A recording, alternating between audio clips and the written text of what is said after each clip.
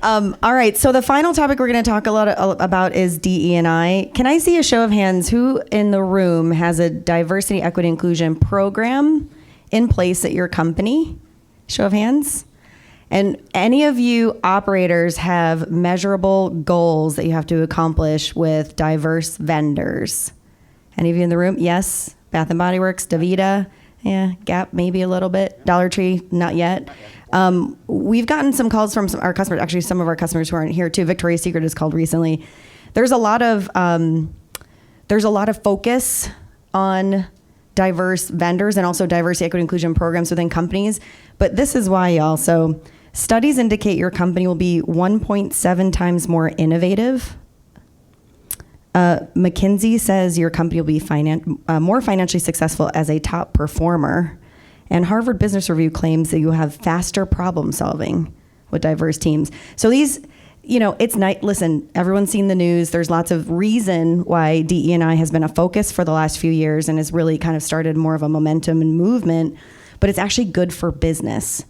And so I wanted to end in asking Mandy Bear to talk a little bit about diversity, equity, inclusion. Just a footnote, if y'all see that there's someone missing from our panel, Price wasn't able to join us today. He has strep throat, but he was actually going to talk a little bit about DE&I. I would say all of these panelists have something to say about DE&I, but I wanted to end with you, Mandy, because I know it's a big passion of yours. If you could share a little bit more about DE&I, maybe the things to not do around DE&I. I know. I love that little grin on your face. Okay. All right, everybody, strap yourself in. Okay. So I just actually like to highlight, so I was on the board. When the hell was I on the board, Kim? A few years ago, okay. In the middle of the storm. And then I have my friend, Pat, who I call Florida from Gap. And because she moved to Florida. And of course, you just got a name in Florida after they moved to Florida. And then I call her nickname's Blue, after Blue Arse Fly. I don't know if anybody's used to those little fireflies that all of a sudden they blink and they're gone, and they're blink and they're gone. So the next thing is everybody got a nickname, and then we decided, hey, holy shit, we got to do this. Like, Connects needs to come up to the year 2022, and we just need to figure out how do we take an industry. I always remember that every deal that I ever did in my life, there were all these really beautiful buildings that these big companies owned, and then the facilities department was over here by the Chipotle. And I remember even back then when I was, knee-high to a dresser drawer, I was thinking, well, that's kind of strange. Because, as I started to learn, I started to see that some of the biggest capital spends that any company does is in facilities. So why are those people over there? So when we talk about D&I, it's bigger than what everybody sees in the news. It's bigger than what everybody's feeling in an awkward situation. It's more than DEI. So all I can say is that I came out like this, because I'll only hug you once, friend. I came out like this. I'm going to kiss your forehead. You better watch it. I'm going to do it. I'm going to do it.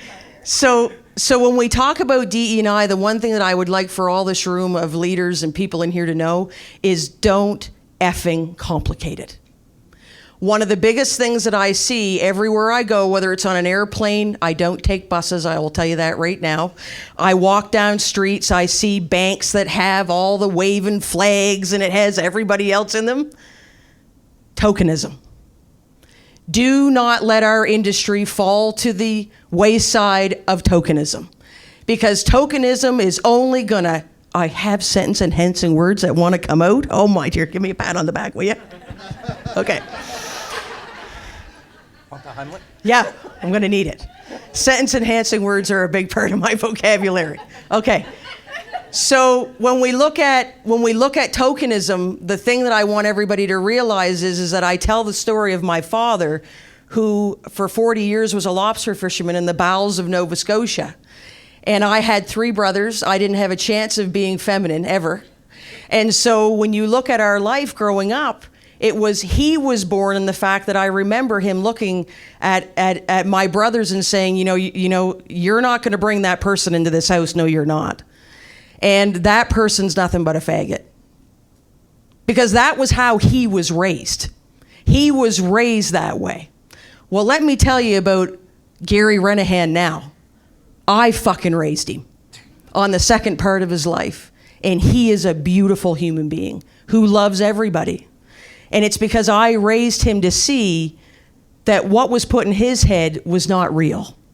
And so I'll bring everything to everybody, because as far as I'm concerned, we're all family in here, because it's time that we all shift to that big, pretty building, all of us, and hold the own on what this industry is that the fact of the matter is that I'm going to tell you what DEI means to me and Freshco, not the goddamn grocery store. Talent. We believe in talent, period.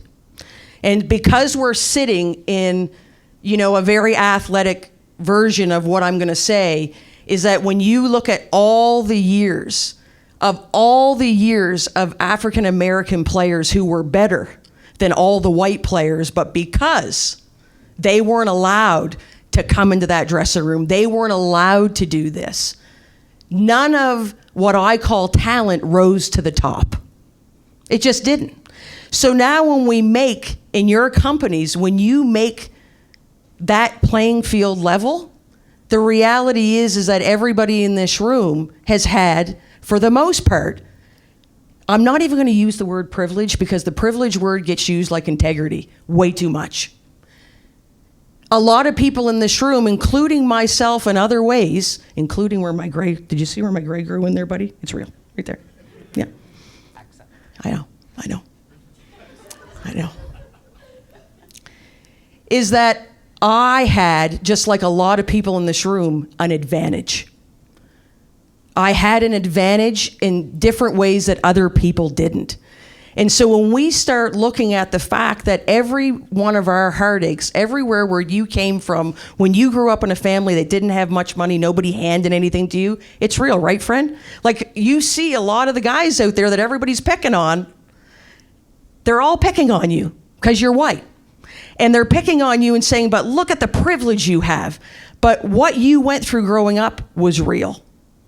And then what I say is, it was all real for all of us, but just imagine if you grew up and you were Indigenous, or you were Black, or you were gay, or you were transgender.